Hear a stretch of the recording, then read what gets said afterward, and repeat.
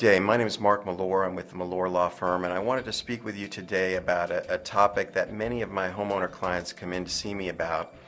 And this is a topic where homeowners are facing a contractor, subcontractor, general contractor who's come to do a work of home improvement on their home, either improving their kitchen, their bathroom, doing some outside work in their backyard in terms of building a wall or something of this nature.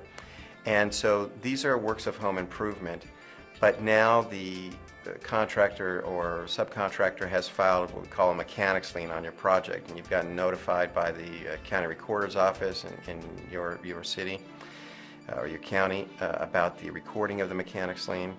And what do you do in that case? I find many times my homeowners are very concerned that they've got a lien against their property, and they become panicked and paranoid what to do about that. Can they take their home from them? Can they steal their home? Can they take the equity out of their home?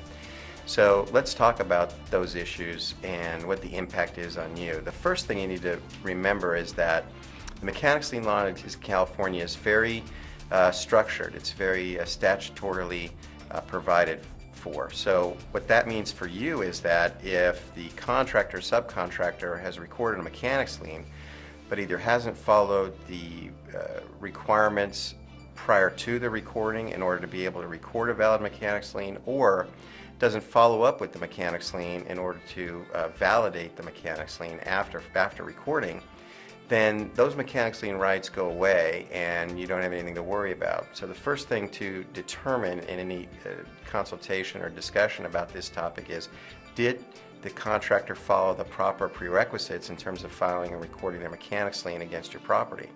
If they didn't, then it's a very simple process under the civil code to have that removed. Not necessarily simple in terms of not expensive, because it's a motion that has to be filed and you have to go before a judge to get a court order, and there's a letter that's required to go to the contractor prior to filing of that motion in order that you can recover your attorney's fees for doing so.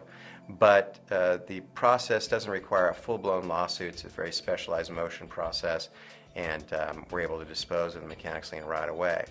Now, if the mechanic or the subcontractor contractor in this case has followed the proper prerequisites for recording their mechanics lien, the next thing we want to look at is, have they followed the proper requirements to enforce their mechanics lien rights? And what that requires is a filing of lawsuit within 90 days after the recording date. If they haven't filed a lawsuit to enforce their mechanics lien rights following 90 days after the recording, then their mechanics lien rights goes away and we can have the same expungement procedures for the mechanics lien that we did in the prior case where they didn't follow the prerequisites. If both of those events are not the case and the contractor has now filed a lawsuit and you're facing a lawsuit, then we need to look at what the problems are with the work of construction and what your problems are in terms of paying the contractor for the work that they did at your property. Many times I find that the contractor's work was less than below the standard of care, if you will, or less than appropriate. And so we want to attack their claim for funds based on that.